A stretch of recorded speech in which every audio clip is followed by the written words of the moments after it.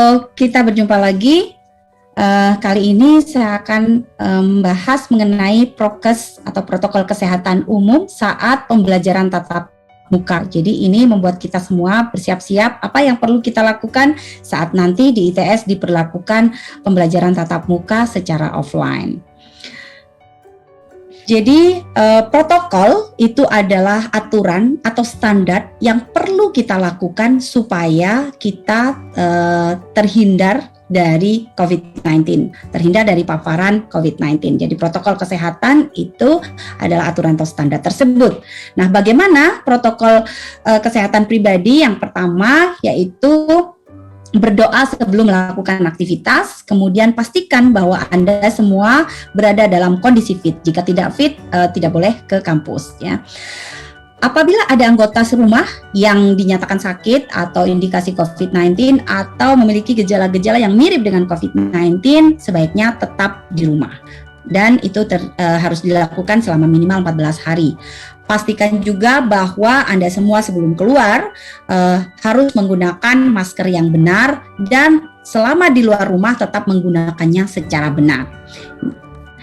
Kemudian selain itu, gunakan kendaraan pribadi. Sebisa mungkin gunakan kendaraan pribadi dan menghindari kendaraan umum. Setiba di kampus harus mengikuti petunjuk dari SKK terdekat ya untuk melakukan kegiatan di kampus. Kemudian nantinya jika akan ada yang menggunakan laboratorium, perlu diperhatikan waktu operasional, kemudian peraturan kesehatan dan keselamatan kerja, serta peraturan lainnya yang telah ditetapkan di laboratorium di tempat adik-adik semua akan bekerja. Jangan lupa untuk membawa hand sanitizer atau sabun sendiri ya, dan memastikan bahwa tempat di mana nanti akan bekerja itu ada hand sanitizer atau sabunnya. Jika tidak ada atau tidak tersedia, silakan hubungi Satgas Unit yang bertanggung jawab pada ruangan tersebut. Jadi tiap ruangan itu memiliki PIC atau orang yang bertanggung jawab terhadap protokol kesehatan di ruang tersebut. Nanti adik-adik bisa tanya pada departemen gitu ya, supaya diberikan penjelasan lebih lanjut siapa dari Satgas Unit di departemen tersebut. Jangan lupa untuk selalu mengecek jadwal sterilisasi ya.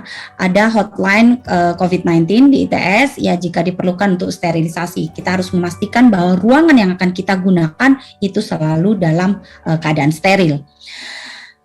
Dan jika ada bilik sterilisasi, jangan lupa jika menggunakannya memejamkan mata kemudian menutup mulut dan memastikan bahwa mengikuti prosedur bilik sterilisasi.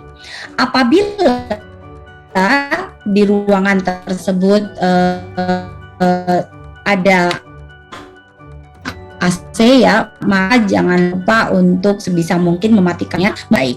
Jaga jarak dengan sesama minimal 1,5 meter ya, dan tidak lupa untuk menutup lengan, menutup dengan lengan atau tisu saat bersin dan tidak boleh meludah sembarangan. Jangan lupa untuk membuang tisu, sarung tangan, masker pada tempat sampah plastik dan jika memungkinkan dibungkus kertas atau plastik sebelumnya.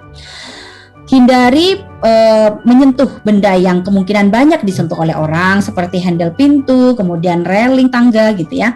Dan jangan lupa untuk melaporkan setiap kejadian penting yang terkait dengan COVID-19 di lingkungan ITS di hotline Satgas COVID-19. Pada saat tiba di rumah, jangan lupa untuk mencuci tangan dan pastikan mengganti semua pakaian kerja dan tidak menyentuh benda-benda yang lain, kemudian mandi, keramas, dan segala macamnya ya. Oke, untuk protokol di ruangan apa saja ya, maka perlu adanya VDJ ya, ventilasi, durasi, jarak seperti yang tadi disampaikan. Jangan lupa ventilasinya tetap dibuka, jendela, pintu gitu ya, dan tidak terlalu lama serta menjaga jarak antar sesama tadi. Untuk prokes laboratorium ini penting juga diketahui jika nanti adik-adik akan melakukan eksperimen ya, dengan menghubungi kepala laboratorium atau workshop atau studio atau ruangan yang akan digunakan atau Satgas Unit masing-masing seperti yang sudah saya sampaikan tadi. Adik-adik bisa menghubungi kepala departemen masing-masing. Ini yang perlu kita perhatikan bahwa dalam masa pandemi ini hindari kegiatan yang tidak perlu. Apa saja itu? Ya, resiko kegiatan yang paling tinggi salah satunya adalah di kampus, ya. Kemudian kamar mandi juga yang lainnya, ya. Nah, jadi potensi kegiatan apa saja yang dapat menyebabkan klaster penularan COVID-19? Yang pertama mengobrol, kemudian mengunjungi keluarga yang sakit, datang pada kegiatan gitu ya yang ada kerumunannya, berfoto bersama atau naik kendaraan bersama. Jadi itu adalah aktivitas termasuk di kampus itu kontak erat dengan anggota keluarga yang terkonfirmasi, kemudian ada yang masih sakit ya tapi masih tetap ke kampus gitu, atau kontak erat dengan orang lain yang terkonfirmasi ataupun pasca perjalanan. Nah, ini adalah aktivitas yang menyebabkan klaster atau penularan. Nah, di mana lokasinya? Ini perlu adik-adik ketahui bersama, lokasi-lokasi penyebab terjadinya penularan itu paling banyak ada di restoran, kemudian ruang rapat, ruang kerja, kamar mandi, tempat wudhu ataupun tempat ibadah ya, dan di tempat fasilitas olahraga.